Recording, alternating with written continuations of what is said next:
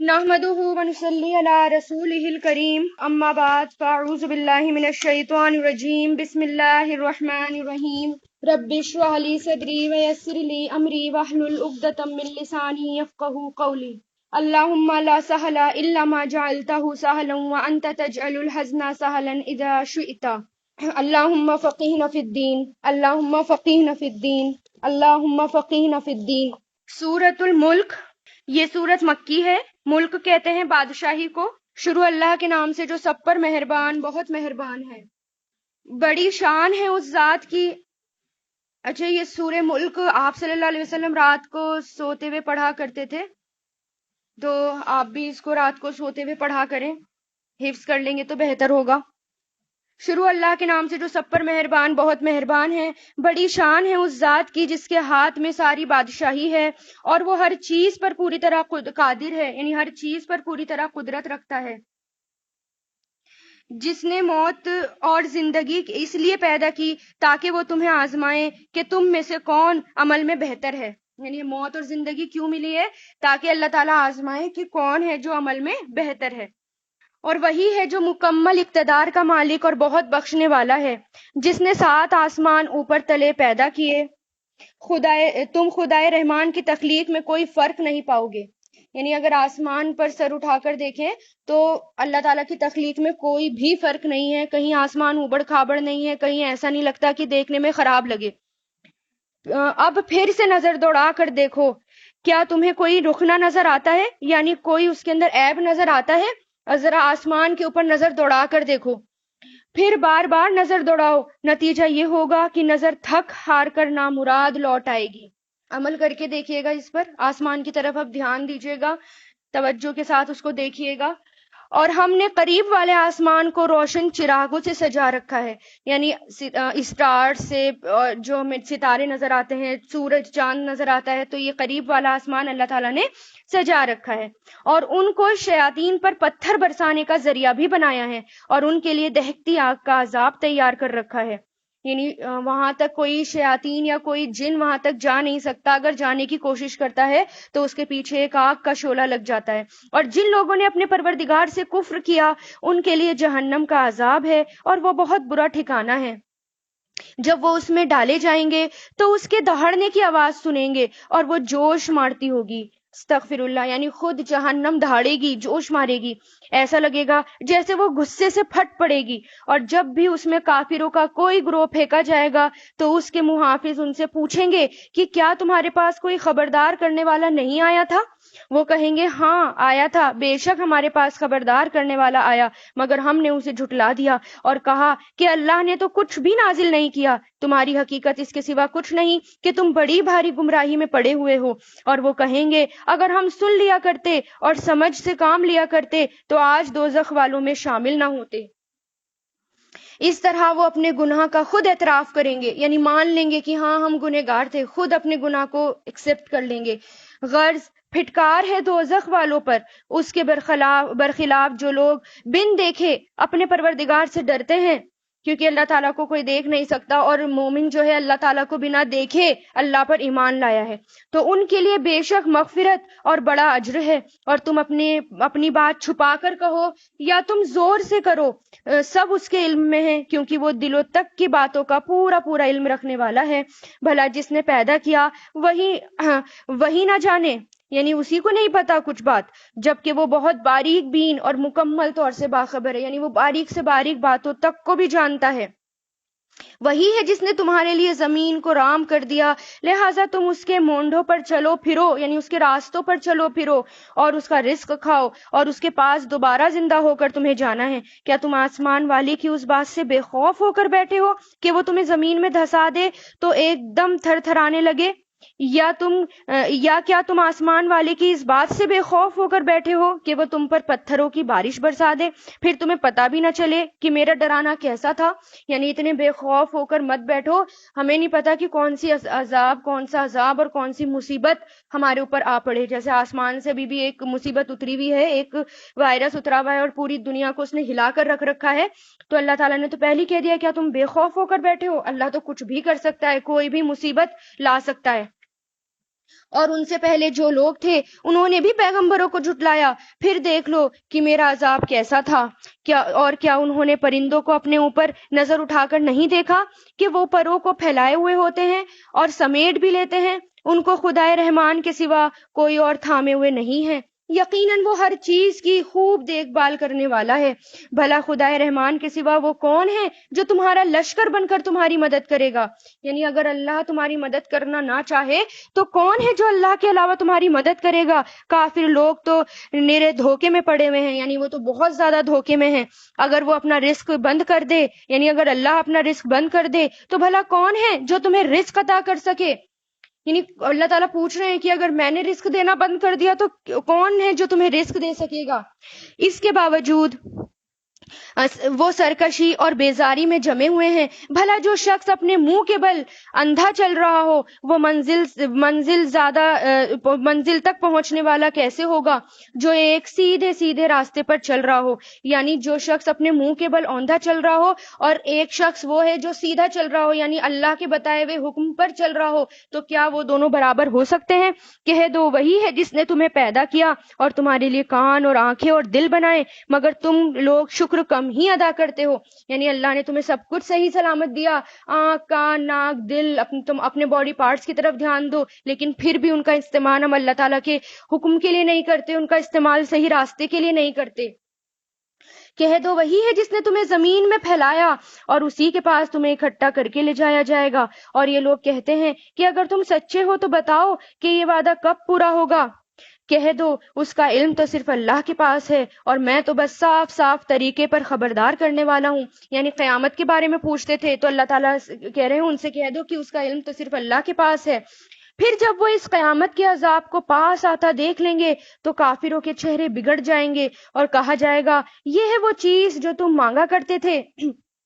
اے پیغمبر ان سے کہو کہ ذرا یہ بتاؤ کہ چاہے اللہ مجھے اور میرے ساتھیوں کو ہلاک کر دے یا ہم پر رحم کر دے، دونوں صورتوں میں کافروں کو دردناک عذاب سے کون بچائے گا؟ کہہ دو وہ رحمان ہے، ہم اس پر ایمان لائے ہیں اور اسی پر ہم نے بھروسہ کیا، چنانچہ ان قریب تمہیں پتہ چل جائے گا کہ کون ہے جو کھلی ہوئی گمراہی میں مبتلا ہے. کہہ دو کہ ذرا بتاؤ کہ اگر کسی صبح تمہارا پانی نیچے کو اتر کر غائب ہو جائے تو کون ہے جو تمہیں چشمے سے ابلتا ہوا پانی لا کر دے؟ یعنی اگر صبح اٹھ کے ہم دیکھیں پانی ہی نہیں ہے اور پینے کے لیے بھی پانی نہیں، کام کرنے کے لیے بھی پانی نہیں، پانی کا ایک قطرہ نہیں، تو کون ہے جو پانی کو لے کر آئے گا؟ تو ان سب باتوں پر غور اور فکر کرو، پھر اللہ تعالیٰ پر ایمان لاؤ، اس کے جو وہ کہہ رہے ہیں اس کے حکموں پر چلو. الحمدللہ سورۃ الملک پوری ہوئی. سورہ قلم، یہ سورت مکی ہے. شروع اللہ کے نام سے جو سب پر مہربان ہے، بہت مہربان. نون، اے پیغمبر قسم ہے قلم کی اور جس چیز کی وہ سب لکھ رہے ہیں. اپنے پروردگار کے فضل سے تم دیوانے نہیں ہو اور یقین جانو تمہارے لیے ایسا اجر ہے جو کبھی ختم نہیں ہوگا اور یقیناً تم اخلاق کے اعلیٰ درجے پر ہو. یعنی سب سے عظیم اخلاق ہے، سب سے بڑا آپ کا اخلاق ہے، آپ سب سے بڑھ کر ہیں اخلاق میں. مکہ کے کافر آپ صلی اللہ علیہ وسلم کو دیوانہ کہتے تھے، تو اس بات میں اللہ تعالیٰ نے قلم کی قسم کھا کر کہا ہے کہ یہ بات جھوٹ ہے، آپ دیوانے نہیں ہیں، آپ مجنون نہیں ہیں، آپ تو اعلیٰ اخلاق کے ہیں، آپ تو بہت بڑے درجے کے ہیں. اور پھر قلم سے مراد وہ قلم ہے جو تقدیر لکھتی ہے، اور اس سے مراد وہ فرشتے بھی ہیں جو تقدیر لکھتے ہیں. اور اللہ تعالیٰ نے سب سے پہلے قلم ہی بنایا تھا. یعنی اللہ تعالیٰ نے جب سب چیزوں کا بنانے کا سوچا تو سب سے پہلے اللہ تعالیٰ نے قلم بنائی. اور اللہ تعالیٰ نے اس سے کہا تو لکھ. قلم نے کہا کیا لکھوں؟ اللہ تعالیٰ نے کہا ہر چیز لکھ. اس لیے ہمیں بھی قلم کا استعمال کرنا چاہیے. جب آپ قلم لے کر بیٹھتے ہیں، پین لے کر بیٹھتے ہیں اور لکھتے جاتے ہیں، سمجھتے جاتے ہیں، تو آپ کے دماغ میں زیادہ آتا ہے. تو قلم ہی اللہ تعالیٰ نے بنائی ہے اور علم حاصل کرنے کے لیے قلم کا ہی استعمال کریں. تو قلم کی قسم کھا کر اللہ تعالیٰ نے کہا ہے کہ آپ دیوانے نہیں ہیں اور یہ بات تو تقدیر میں لکھی جا چکی ہے. چنانچہ تم بھی دیکھ لو گے کہ یہ لوگ بھی دیکھ لیں گے کہ تم میں سے کون دیوانگی میں مبتلا ہے، یعنی کون دیوانگی میں پڑا ہوا ہے. یقیناً تمہارا پروردگار اسے بھی خوب جانتا ہے جو اپنے راستے سے بھٹک گیا، اور ان لوگوں کو بھی خوب جانتا ہے جنہوں نے سیدھی راہ پا لی. لہٰذا تم ان کی باتوں میں نہ آ جانا کہ وہ تمہیں جھٹلا رہے ہیں. یہ چاہتے ہیں کہ تم ڈھیلے پڑ جاؤ تو یہ بھی ڈھیلے پڑ جائیں گے، یعنی کہیں کمپرومائز کر لو. یہ چاہتے ہیں کہ آپ صلی اللہ علیہ وسلم کہیں ڈھیلے پڑ جائیں، یعنی کمپرومائز کر لیں دین کے معاملے میں. تو اللہ تعالیٰ کہہ رہے ہیں کہ آپ کو ان کی باتوں میں نہیں آنا، کیونکہ دین کے ساتھ اگر کوئی کمپرومائز کرے گا تو اللہ تعالیٰ اس کو کیسے چھوڑیں گے. اور کسی بھی ایسے شخص کی باتوں میں نہ آ جانا جو بہت قسمیں کھانے والا، بے وقت اور بے قات شخص ہے، یعنی وہ بہت زیادہ قسمیں کھاتا ہے اور بہت زیادہ ملامت زدہ ہے، تانے دینے کا عادی ہے، چگلیاں لگاتا پھرتا ہے، بھلائی سے روکنے والا، زیادتی کرنے والا، بد عمل ہے، بد مزاج ہے، اور اس کے علاوہ وہ نچلے نسب والا بھی ہے.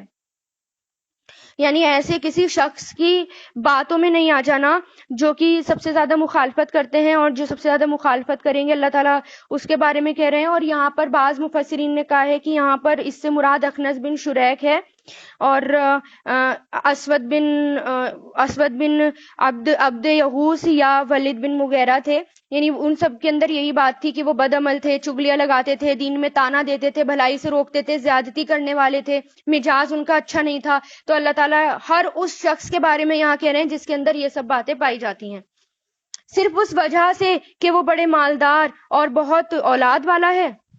جب اس کے سامنے ہماری آیتیں پڑھ کر سنائی جاتی ہیں تو وہ کہتا ہے یہ تو پچھلے لوگوں کے افسانے اور کہانیاں ہیں، ان قریب ہم اس کی سونڈ پر داغ لگا دیں گے. سونڈ سے مراد یہاں پر ناک ہے، اور ناک کو سونڈ کہا گیا، یعنی اللہ تعالیٰ اس کی ناک پر داغ لگا دیں گے، یعنی اس کی ناک میں سوراخ کر دیں گے. اور ہم نے ان مکہ والوں کو اس طرح آزمائش میں ڈالا جیسے ایک باغ والوں کو اس وقت آزمائش میں ڈالا جاتا تھا جب انہوں نے قسمیں کھائی تھی کہ صبح ہوتے ہی ہم اس باغ کا پھل توڑ لیں گے. اور یہ کہتے ہوئے وہ کوئی استثناء نہیں کر رہے تھے، یعنی کسی بات سے وہ بچ نہیں رہے تھے. پھر ہوا یہ کہ جس وقت وہ سو رہے تھے اس وقت تمہارے پروردگار کی طرف سے ایک بلا اس باغ پر آ گئی. یہاں پر کسی کا باغ تھا، اور وہ جس کا باغ تھا تو یہ بڑا مشہور ہے کہ وہ بہت زیادہ نیک آدمی تھا جس کا وہ باغ تھا. تو جب بھی اس میں سے کچھ اگتا تھا، کوئی بھی پیداوار اس میں ہوتی تھی، تو اس کا معمول یہ تھا کہ اپنے باغ یا اپنے کھیت میں سے اس کا اچھا خاصا حصہ غریبوں کو دیتا تھا. لیکن جب اس کا انتقال ہو گیا تو اس کے بیٹوں نے یہ طے کیا کہ ہمارے باپ تو بے وقوف تھے جو اتنی ساری پیداوار غریبوں کو دے دیتے تھے، ہم اور ہماری دولت میں وہ کمی کر دیتے تھے، اور اب ہم باغ یہ ہمارا ہے تو ہم ایسے کٹائی کریں گے تو ہم صبح ہی صبح جائیں گے تاکہ غریب آس پاس نہ بھٹکے، یا ایسے وقت جب غریب نہ ہو. یہ پلاننگ کر کے وہ سو گئے تاکہ ہم سب مال جو ہیں پہلے ہی اس کو ٹھکانہ لگا دیں تاکہ غریب کی نظر بھی نہ پڑے. لیکن جب صبح ہوئی، جب انہوں نے اپنے باغ میں جا کر دیکھا تو وہ باغ جو ہے وہ بالکل اجڑا پڑا تھا. بالکل اللہ تعالیٰ نے اس کو ایسی بلا اس میں بھیجی کہ وہ اس میں کچھ نہیں بچا. اس وقت تمہارے پروردگار کی طرف سے ایک بلا اس باغ پر پھرا دی گئی جس سے وہ باغ صبح کو کٹی ہوئی کھیتی کی طرح ہو گیا.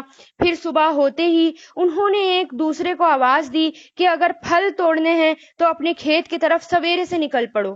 یعنی ان کو ابھی پتہ ہی نہیں تھا کہ باغ ان کا ایسی حالت میں پڑا ہے، تو اپنے بھائی ایک دوسرے کو بھائی جو ہیں آپس میں آواز دینے لگے کہ جلدی جلدی چلو، کہ آج کوئی مسکین تمہارے پاس یعنی کوئی غریب تمہارے پاس اس باغ میں نہ آنے پائے. اور وہ بڑے زوروں میں تیز تیز چلتے ہوئے نکلے. پھر جب اس باغ کو دیکھا تو کہنے لگے کہ ہم تو ضرور راستہ بھٹک گئے، یعنی ان کو یقین ہی نہیں ہوا کہ ہمارا باغ ہے. پھر کچھ دیر کے بعد کہا کہ نہیں، بلکہ ہم سب تو لٹ گئے. ان میں سے جو شخص سب سے اچھا تھا وہ کہنے لگا کیا میں نے تم سے نہیں کہا تھا کہ تم تسبیح کیوں نہیں کرتے، یعنی اللہ تعالیٰ کی تسبیح کیوں نہیں کرتے. ان بھائیوں میں سے ایک بھائی جو تھا وہ اچھا تھا، بھلائیوں میں آگے رہتا تھا، اپنے باپ کی طرح تھا وہ، تو وہ اپنے بھائیوں کو سمجھا رہا تھا لیکن ان کے بھائی نہیں مانے. کہنے لگے ہم اپنے پروردگار کی تسبیح کرتے ہیں، یقیناً ہم تو ظالم تھے. پھر ایک دوسرے کی طرف متوجہ ہو کر ایک دوسرے کو ملامت کرنے لگے. پھر سب نے متفق ہو کر یعنی اکٹھے ہو کر کہا کہ افسوس ہے ہم سب پر، یقیناً ہم سب نے تو سرکشی کی. کیا بعید ہے کہ اللہ ہمیں اس باغ کے بدلے اس سے اچھا باغ عطا فرما دے. بے شک ہم اپنے پروردگار کی طرف رجوع کرتے ہیں. عذاب ایسا ہی ہوتا ہے، آخرت کا عذاب یقیناً سب سے بڑا ہے، کاش یہ لوگ جانتے. البتہ متقیوں کے لیے ان کے پروردگار کے پاس نعمتوں بھرے باغات ہیں. بھلا کیا ہم فرما برداروں کو مجرموں کے برابر کر دیں گے؟ یعنی جو نیک ہے اور متقی ہے کیا وہ مجرم کے برابر ہو سکتا ہے؟ تمہیں کیا ہو گیا؟ تم کیسی باتیں کرتے ہو؟ کیا تمہارے پاس کوئی کتاب ہے جس میں تم یہ پڑھتے ہو کہ تمہیں وہاں وہی کچھ ملے گا جو تم پسند کرو گے؟ یعنی تمہیں کیا ہو گیا کہ جو تم چاہو گے وہاں پر بھی تمہیں وہی ملے گا، یعنی جس طرح تمہاری دنیا اچھی ہے تو آخرت بھی اچھی ہو جائے گی؟ یا تم نے ہم سے قیامت تک باقی رہنے والی قسمیں لے رکھی ہیں کہ تمہیں وہی کچھ ملے گا جو تم طے کرو گے؟ اے پیغمبر ان سے پوچھو کہ ان میں سے کون ہے جس نے اس بات کی ضمانت لے رکھی ہو، یعنی ذمہ داری لے رکھی ہو، کیا خدائی میں ان کے مانے ہوئے کچھ شریک ہیں جو یہ ذمہ داری لیتے ہوں؟ تو پھر لے آئیں اپنے ان شریکوں کو اگر وہ سچے ہیں، یعنی جس کو اللہ تعالیٰ کے ساتھ وہ شرک کرتے ہیں یا اللہ تعالیٰ کے ساتھ شریک ٹھہراتے ہیں، کیا انہوں نے اس بات کی ضمانت لے رکھی ہے کہ وہ اللہ تعالیٰ کے یہاں ان کو چھڑا لیں گے؟ اگر ایسا ہے تو وہ لے کر آئیں اپنے معبودوں کو، اپنے شریکوں کو، اگر وہ سچے ہیں۔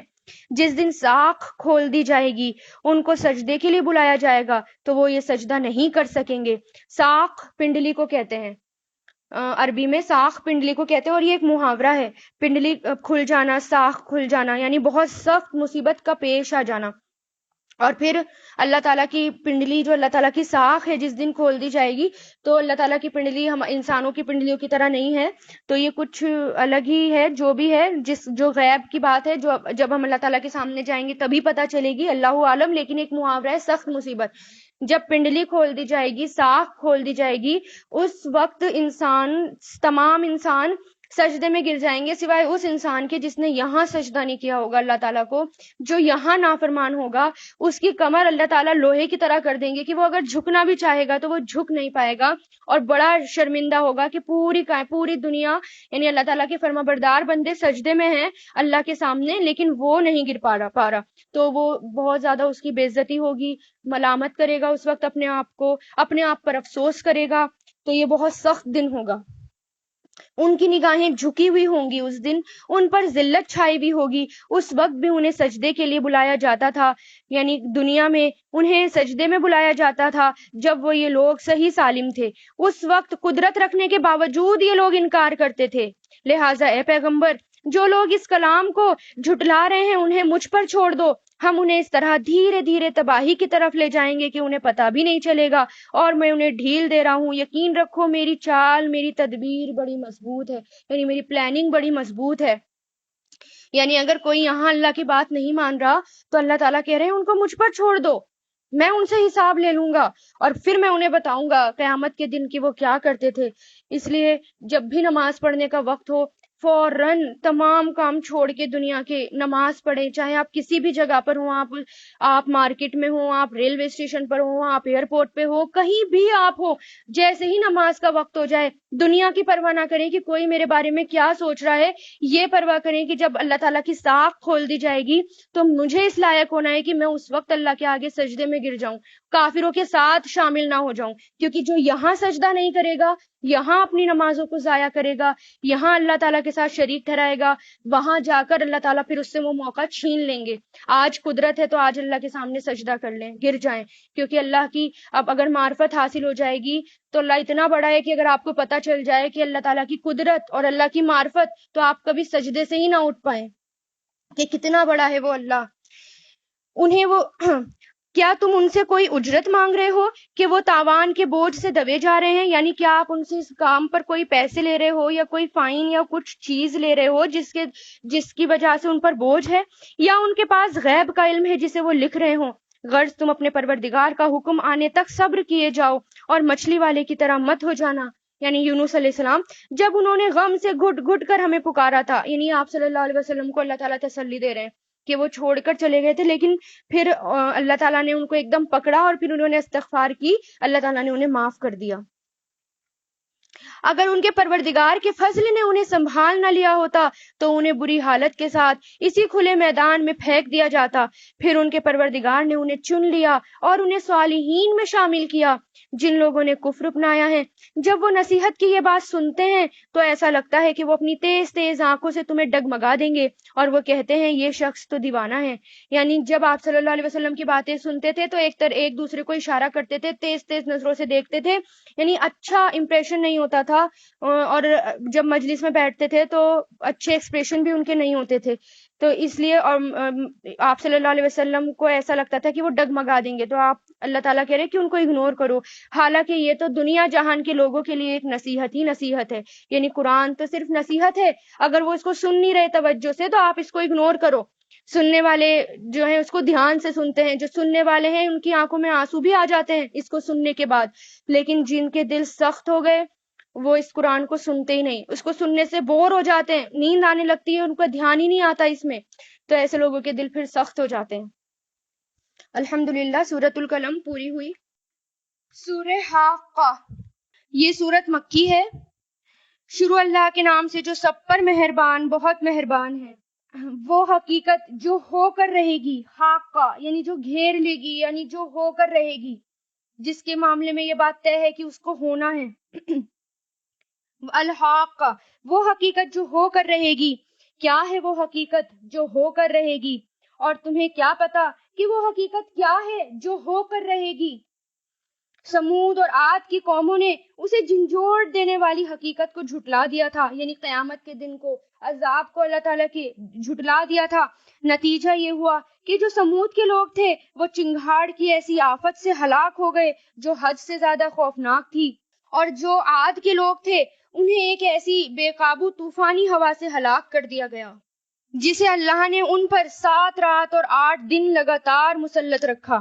چنانچہ تم اگر وہاں ہوتے تو دیکھتے کہ وہ لوگ وہاں کھجور کے کھوکھلے تنوں کی طرح بچھاڑے ہوئے پڑے ہوئے ہیں. یعنی کھجور کے کھوکھلے تنوں کی طرح ہو گئے ہیں جو بالکل اتار کے پھینک دیے جاتے ہیں. اب کیا ان میں کوئی بجھا ہوا نظر آتا, کوئی بچا ہوا نظر آتا ہے؟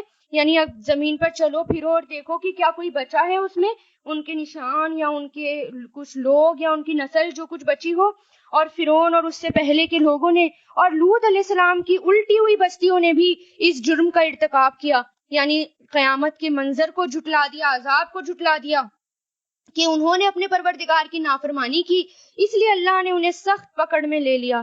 جب پانی طغیانی پر آیا تو ہم نے تمہیں کشتی میں سوار کر دیا. یعنی جب پانی ابلنے لگا, زمین پر آنے لگا, تو اللہ تعالیٰ نے تمہیں کشتی پہ سوار کر دیا, یعنی نوح علیہ السلام کو, تاکہ ہم اس واقعے کو تمہارے لیے سبق آمیز بنا دیں. یاد رکھنے والوں کے کان اسے سن کر یاد رکھیں.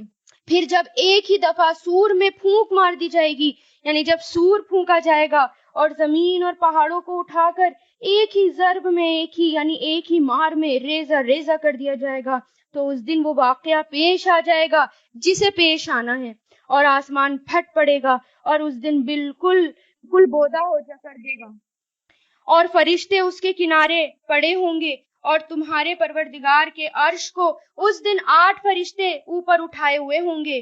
یعنی پروردگار کے عرش کو اس دن 8 فرشتے اوپر اٹھائے ہوئے ہوں گے. اس دن تمہاری پیشی اس طرح ہوگی کہ تمہاری کوئی چھپی ہوئی چیز چھپی نظر نہیں آئے گی. یعنی کوئی چھپی ہوئی چیز چھپی نہیں رہے گی. یعنی اللہ تعالیٰ کا عرش کوئی معمولی چیز نہیں ہے. اللہ تعالیٰ کا عرش جس کو اللہ تعالیٰ نے اپنے ہاتھوں سے بنایا ہے, جس پر اللہ تعالیٰ اس متوجہ ہیں, جس پر اللہ تعالیٰ ہیں, تو وہ عرش بہت بڑا ہے, اتنا بڑا کہ اندازہ نہیں لگا سکتا انسان کی کتنا ہوگا. تو اس کو اٹھانے والے فرشتے بھی کتنے عظیم ہیں, سب سے بڑے, سب سے الگ. تو اس دن عرش کو اٹھائے ہوئے فرشتے آئیں گے اور کوئی چیز چھپی نہیں رہے گی. پھر جس کسی کو اس کا نام اعمال اس کے دائیں ہاتھ میں دیا جائے گا تو وہ کہے گا کہ لوگو لو یہ میرا نام اعمال ہے, پڑھو. میں پہلے ہی سمجھتا تھا کہ مجھے اپنے حساب کا سامنا کرنا ہوگا.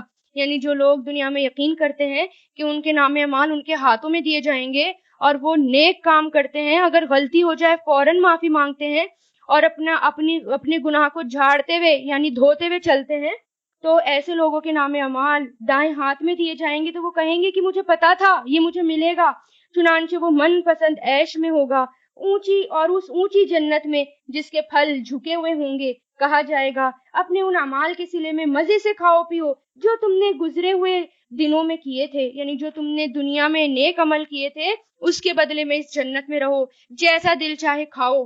رہا وہ شخص جس کا نام اعمال اس کے بائیں ہاتھ میں دیا جائے گا تو وہ کہے گا اے کاش مجھے میرا اعمال نامہ ہی نہ دیا جاتا. یعنی وہ کہے گا کاش مجھے یہ ملتا ہی نہ اور مجھے خبر بھی نہ ہوتی کہ میرا حساب کیا ہے. یعنی وہ جانوروں کو دیکھ کر بھی کہے گا کاش میں جانور ہوتا، کیونکہ جانور کا حساب کتاب لینے کے بعد ان کو دوبارہ مٹی بنا دیا جائے گا. یہ وہ طرح طرح کے گمان کریں گے کہ کاش میں کوئی چیز ہوتا، میں ہوتا ہی نہ. اے کاش کہ میری موت ہی پر میرا کام تمام ہو جاتا. یعنی ایک جو موت آ چکی ہے کاش وہی آ جاتی، مجھے دوبارہ زندہ نہ کیا جاتا. وہ یہ سوچے گا میرا مال میرے کچھ بھی کام نہیں آیا، میرا سارا زور مجھ سے جاتا رہا. ایسے شخص کے بارے میں حکم ہوگا اسے پکڑو اور اس کے گلے میں توق ڈال دو، پھر اسے دوزخ میں جھونک دو، پھر اسے ایسی زنجیر میں پرو دو جس کی پیمائش 70 ہاتھ کے برابر ہے. یعنی وہ زنجیر کتنی موٹی ہوگی؟ 70 ہاتھ کے برابر موٹی زنجیر. یہ نہ تو خدائے برزخ اور برتر یعنی بہت بڑے پر ایمان لایا تھا اور نہ غریب کو کھانا کھلانے کی ترغیب دیتا تھا، لہذا آج یہاں نہ تو اس کا کوئی یار و مددگار ہے اور نہ اس کو کوئی کھانے کی چیز ملے گی سوائے گسلین کے، جسے گنہگاروں کے سوا کوئی نہیں کھائے گا. گسلین ایک کھانے کو کہتے ہیں جو زخموں کی دھون ہوتی ہے، یعنی زخم دھوتے وقت وہ جو پانی ہوتا ہے یا پیپ، بعض نے مراد دیا ایک پیپ سے کہ زخم ہو جانے کے بعد پیپ ہو جائیں گی اور زخم کا جو نچوڑ ہے اس کو گسلین کہا جاتا ہے اور وہ دو زخیوں کی غذا ہوگی. استغفر اللہ. اب میں قسم کھاتا ہوں اس کی بھی جسے تم دیکھتے ہو اور اس کی بھی جسے تم نہیں دیکھتے کہ یہ قرآن ایک معزز پیغام لانے والے کا کلام ہے. یعنی ایک معزز پیغام لانے والے کا کلام، یہاں سے مراد جبریل امین ہے. یعنی جبریل امین بہت معزز عزت والے ہیں جو یہ قرآن لے کر آئے ہیں اور آپ صلی اللہ علیہ وسلم کے دل پر اتارا.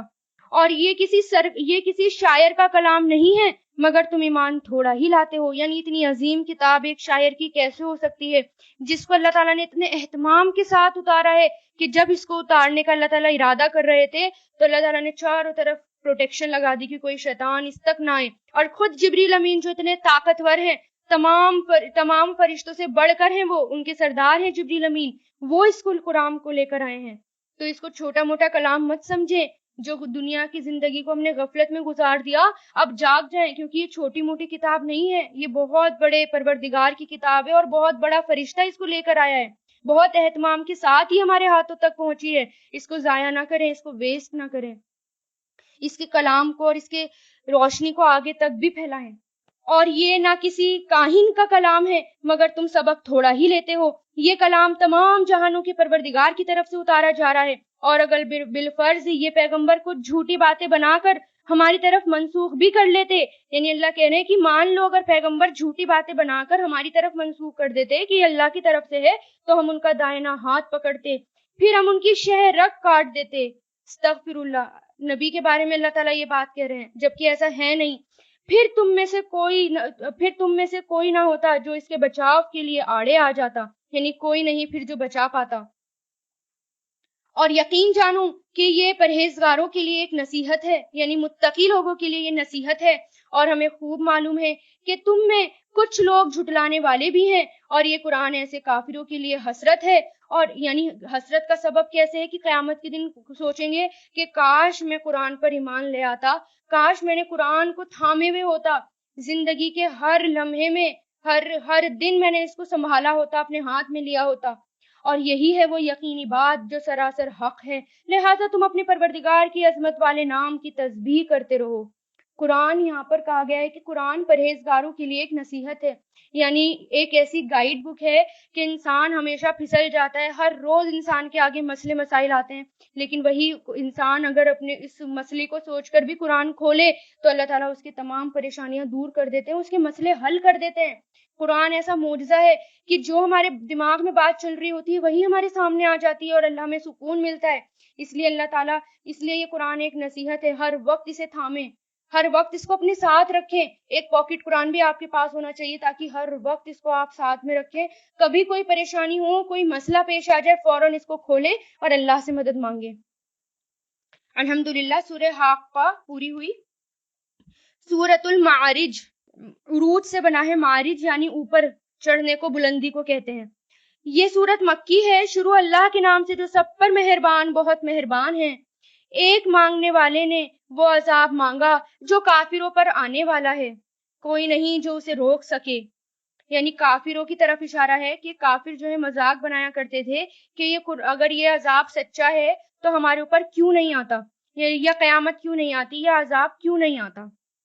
اور بعض روایتوں سے پتہ چلتا ہے کہ یہ شخص نضر بن حارث تھا، جس کا حوالہ دے کر یہاں کہا گیا ہے کہ وہ عذاب مانگتا ہے اور جب عذاب آ جائے گا تو کوئی نہیں اس کو روک سکے۔ وہ اللہ کی طرف سے آئے گا جو چڑھنے کے تمام راستوں کا مالک ہے، یعنی آسمان کے جتنے بھی راستے ہیں تمام راستوں کا وہ مالک ہے۔ فرشتے اور روح القدس اس کی طرف ایک ایسے دن میں چڑھ کر جاتے ہیں جس کی مقدار 50,000 سال ہے۔ لہٰذا تم خوبصورتی کے ساتھ صبر سے کام لو۔ اس سے مراد قیامت کا دن بھی ہے جو کافروں کے حساب کتاب کا دن ہے، اور وہ جو قیامت کا دن ہے وہ 50,000 سال کے برابر ہوگا۔ تو آپ سوچیں ایک دن انسان کو یہاں بتانا مشکل ہو جاتا ہے، وہاں پر 50,000 سال کا دن جو اتنا بڑا ہو جائے گا وہ بہت زیادہ سخت دن ہوگا کافروں کے لیے، اور وہ کہے گا اللہ تعالیٰ سے کہ اللہ تعالیٰ بس یہ دن ہٹا دو، کم سے کم فیصلہ ہو جائے لیکن یہ دن ہم سے ہٹا دو، اتنا سخت دن ہوگا۔ لہٰذا تم خوبصورتی کے ساتھ صبر سے کام لو، یعنی اللہ تعالیٰ کیا کہہ رہے ہیں، خوبصورتی کے ساتھ صبر کرو۔ اور یہ لوگ اسے دور سمجھ رہے ہیں، یعنی قیامت ایسی لگ رہی ہے جیسے بہت دور ہے اور ہم اسے قریب دیکھ رہے ہیں، یعنی اللہ کی نظروں میں وہ بہت قریب ہے۔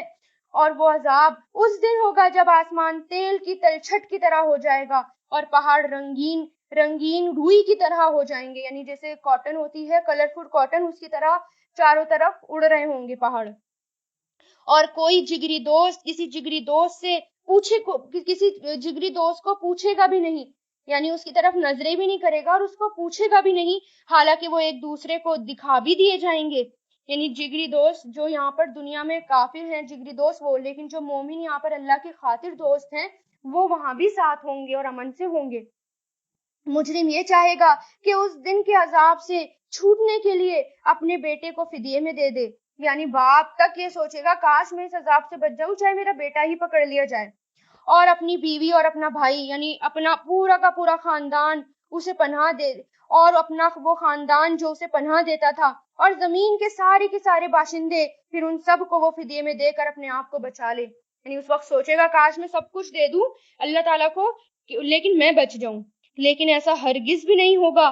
تو وہ ایک بھڑکتی ہوئی آگ ہے جو کھال اتار دے گی، ہر اس شخص کو بلائے گی جس نے پیٹ پھیر کر منہ موڑا ہوگا، یعنی جس نے دنیا میں منہ موڑا ہوگا، اگنور کرا ہوگا اللہ کے آیتوں کو یا اللہ کے حکموں کو، تو اس دن وہ اس کو آگ میں ڈالا جائے گا اور وہ اس کے جسم کو خال کو گلا دے گی، اور جہنم خود بلائے گی، اور مال اکٹھا کیا ہوگا، پھر اسے وہ سینت کر رکھا ہوگا، یعنی جس نے مال اکٹھا کیا ہوگا اور اس مال کو گن کر رکھ رہا ہوگا، یعنی بار بار انسان نکالتا ہے، گنتا ہے، پھر رکھ دیتا ہے۔ حقیقت یہ ہے کہ انسان بہت کم حوصلہ پیدا کیا گیا ہے، جب اسے کوئی تکلیف پہنچتی ہے تو وہ گھبرا جاتا ہے، اور جب اس کے پاس خوشی آتی ہے تو وہ بہت کنجوس بن جاتا ہے، مگر وہ نمازی ایسے نہیں جو اپنی نماز کی ہمیشہ پابندی کرتے ہیں، اور جن کے مال و دولت میں ایک مقرر حق ہے، سوالی اور بے سوالی کا، یعنی مانگنے والوں کا اور جو مانگتے نہیں ہیں ان کا، اور جو روزے جزا کو برحق مانتے ہیں اور جو اپنے پروردگار کے عذاب سے سہمے رہتے ہیں۔ یہاں پر بھی پہلی کوالٹی کیا بتائی گئی؟ نماز کے پابند۔ جو نماز کے پابند ہیں وہ سب کام کر لیتے ہیں۔ یقیناً ان کے پروردگار کا عذاب ایسی چیز نہیں ہے جس سے بے فکری برتی جائے، یعنی اللہ تعالیٰ کا عذاب ایسی چیز نہیں ہے جس کو اگنور کر کے بیٹھا جائے یا اس سے بے فکر ہو کر بیٹھا جائے۔ ہر وقت مومن کو اس کے بارے میں فکر مند ہونا چاہیے، جیسے دنیا میں وہ اپنی اولاد کے بارے میں فکر مند رہتا ہے نا کہ یہ بڑا ہو جائے گا، یہ کیا کرے گا، ہمیں جس کو ڈاکٹر بنانا ہے، اس کو انجینئر بنانا ہے، اس کو یہ بنانا ہے، وہ بنانا ہے، ہر وقت انسان فکر مند میں رہتا ہے، میری دولت، میرا گھر، ہر وقت۔ لیکن اللہ تعالیٰ کہہ رہے ہیں کہ میرا عذاب وہ ہے، اس کے بارے میں فکر کرو، اس کے بارے میں بے فکر مت ہو۔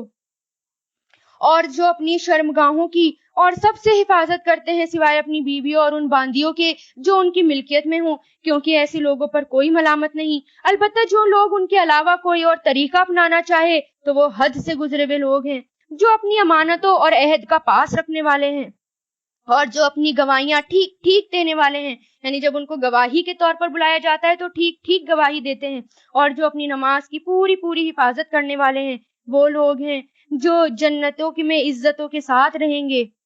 یعنی بات یہاں پر بھی نماز سے شروع ہوئی تھی اور یہاں پر بھی نماز پر ہی بات ختم ہوئی. تو دوبارہ یہ آیتیں ریپیٹ ہوئی ہیں, تو اس بارے میں ہمیں دھیان رکھنا چاہیے, اور خاص طور سے نماز کے تو پابند ہونا ہے ہر وقت. تو اے پیغمبر, ان کافروں کو کیا ہو گیا کہ یہ تمہاری طرف چڑھتے ہی چلے آ رہے ہیں, دائیں طرف سے بھی اور بائیں طرف سے بھی, ٹولیاں بنا بنا کر. یعنی آپ صلی اللہ علیہ وسلم جب قرآن کی تلاوت فرماتے تھے تو کافر لوگ ٹولیاں بنا بنا کر آپ کے آس پاس جمع ہو جاتے اور مذاق بناتے, اور مذاق بنا کر کہتے کہ اگر یہ صاحب جنت میں جائیں گے تو ہم ان سے پہلے ہی چلے جائیں گے. اس طرح کی باتیں کیا کرتے تھے. تو اے پیغمبر, ان کافروں کو کیا ہو گیا ہے کہ یہ تمہاری طرف چڑھے چلے جا رہے ہیں, دائیں طرف سے بھی اور بائیں طرف سے بھی, ٹولیاں بنا بنا کر. کیا ان میں سے ہر شخص کو یہ لالچ ہے کہ اسے نعمتوں والی جنت میں داخل کیا جائے گا؟ ہرگز بھی ایسا نہیں ہوگا. ہم نے ان کو اس چیز سے پیدا کیا جسے یہ خود جانتے ہیں. اب میں قسم کھاتا ہوں کہ ان تمام مقامات کے مالک کی جہاں سے ستارے نکلتے ہیں, یعنی اس تمام جگہ کی, مقام کی, جہاں اس جگہوں کے مالک کی جہاں سے ستارے نکلتے ہیں اور جہاں وہ غروب ہوتے ہیں, کہ ہم یقیناً اس بات پر قادر ہیں کہ ان کی جگہ ان سے بہتر لوگ لے آئیں, اور کوئی ہمیں ہرا نہیں سکتا. یعنی اگر ہم نافرمانی کرنے لگے تو اللہ تعالیٰ قسم کھا کے کہہ رہے ہیں کہ اللہ تعالیٰ ہٹا کر دوسرے لوگ لے آئے گا جو اللہ تعالیٰ کے فرما بردار ہوں گے. لہٰذا تم انہیں چھوڑ دو کہ یہ اپنی بےہودہ باتوں میں مشغول رہیں اور کھیل کود میں پڑے رہیں, یہاں تک کہ اپنے اس دن سے جا ملیں گے جس کا ان سے وعدہ کیا جا رہا ہے, جس دن یہ جلدی جلدی قبروں سے اس طرح نکلیں گے جیسے اپنے بتوں کی طرف دوڑے چلے جا رہے ہوں. جیسے آج بتوں کی طرف دوڑتے ہیں, اسی طرح جلدی جلدی قبروں سے نکل کے دوڑیں گے. ان کی نگاہیں جھکی بھی ہوں گی, ذلت ان پر چھائی بھی ہوگی. یہ وہ دن ہوگا جس کا ان سے وعدہ کیا جا رہا ہے. استغفر اللہ. سورہ معارج پوری ہوئی. الحمدللہ وآخر الدعوانا ان الحمدللہ رب العالمین. سبحانک اللہم و بحمدک ونشہد ان لا الہ الا انت نستغفرک ونتوب الیک.